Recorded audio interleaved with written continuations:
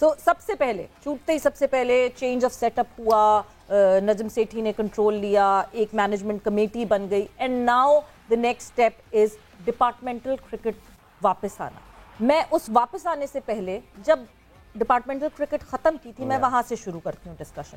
کیا چیلنجز آپ نے دیکھے سامنے جو آپ کی جو ڈپارٹمنٹ سے ایسوسیٹڈ کرکٹرز؟ دیکھیں, ڈپارٹمنٹل کرکٹ بڑی مشکل سے جو ہے پاکستان کے اندر سروائیو کر رہی تھی, کیونکہ بہت ساری ڈپارٹمنٹس کی مینجمنٹ ایسی ہوتی ہے کہ وہ پلیئرز کو کچھ کبھی کوئی سہولت دینا چاہتا ہے, نہیں دینا چاہتا. مگر ایک ایسا اسٹیج آ گیا تھا کہ جہاں پر ڈپارٹمنٹل کرکٹ اپنے پاؤں پہ کھڑی ہو گئی تھی اور وہ لڑکوں کو, پلیئرز کو سپورٹ کرتی تھی, اور جس کی وجہ سے ان کو روزگار بھی مل رہا تھا, ان کو جو ہے فائنینشلی بڑی سپورٹ مل رہی تھی. اور ایک دم سے جو ہے نوٹیفیکیشن آ گیا کہ departmental cricket first class cricket نہیں کھیلے گی, جس کا بڑا افسوس ہوا تھا, کیونکہ ہم اندر کے لوگ تھے, ہمیں پتا تھا کہ جو ہے ڈپارٹمنٹ کرکٹ کو بنانا اور اس کو لے کے چلنا. پھر آپ دیکھیں کہ بڑے بڑے sports complex, U B L, state bank, national bank, K R L, ان کے اپنے کرکٹ گراؤنڈس ہیں جنہوں نے بنائے, اور پی سی بی وہاں میچ بھی کرواتا ہے, تو ان کو بالکل یہ سائڈ لائن کر دینا کچھ بنتا نہیں تھا, اور جس کی وجہ سے بڑی مایوسی ہوئی تھی پاکستان کے اندر.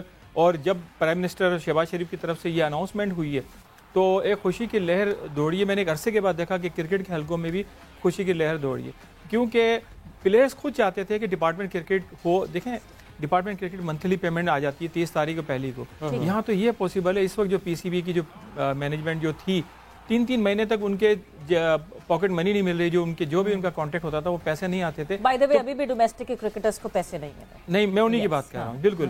تو آپ مجھے بتائیں کہ کس طریقے سے گزارا کریں گے اور کیسے کرکٹ کو آگے چلے گی. دیکھیں, ہم نے جب کرکٹ ٹیم بنائی تھی, ہم نے سب سے پہلے ان کے پیکیجز کے اوپر رکھا کہ اگر پلیئر کو ہم فائنینشیل سپورٹ کریں گے, چاہے وہ لڑکیاں ہوں چاہے لڑکے ہوں, تاکہ اپنے جو ہے وہ صحت کا خیال رکھیں, اپنی فائنینشیل پرابلم کو سالو کر سکیں.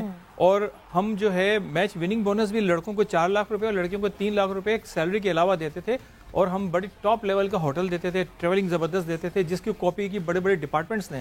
تو مطلب ہے کہ بڑا دل کو دھچکا لگا تھا جب اچانک انہوں نے ٹیم ختم کر دی. اور اب مطلب یہ ہے کہ دوبارہ سے جب یہ ہو رہا ہے تو دوبارہ ہر ڈپارٹمنٹ کے اندر خوشی کی لہر دوڑ گئی ہے. اور یہ کہتے ہیں لوگ کہ پرائیویٹ میں کرکٹ ہوگی نہ ہوگی. میں آپ کو سچ کہہ رہا ہوں یہ بات کہ ڈپارٹمنٹ گورنمنٹ کے تو چند ہوتے ہیں, مگر پرائیویٹ میں جو لوگ ہیں وہ کرکٹ کے لیے دیوانے ہیں, اور وہ کرکٹ کے اوپر اتنا پیسہ خرچ کرتے ہیں کہ آپ دیکھیں کہ پی ایس ایل کے اندر جو ہے آپ دیکھ لیں, حبیب بینک پرائیویٹ ہے اور 58 کروڑ روپے جو ہے انہوں نے دیے. ابھی عارف حبیب صاحب کے حوالے سے بات چلی تھی کہ نیا ناظم آباد نے ڈراپ ان پیچ کے لیے 38 کروڑ روپے دیے. تو پاکستان کے اندر ایسے انویسٹر ہیں جو کرکٹ پہ انویسٹ کرنا چاہتے ہیں. ان کو یوز کرنے کے بجائے جو ہے ان کو فکس کر دینا کہ نہیں آپ صرف ریجن یا ایسوسیشن کی حد تک رہیں گے, یہ زیادتی تھی کرکٹ کے لیے, اور کرکٹ کو بڑا نقصان پہنچا اس کی وجہ سے. مگر میں سمجھ آتا ہے رمیز راجہ صاحب آئیں گے تو رمیز راجہ صاحب جو ہے کچھ کریں گے.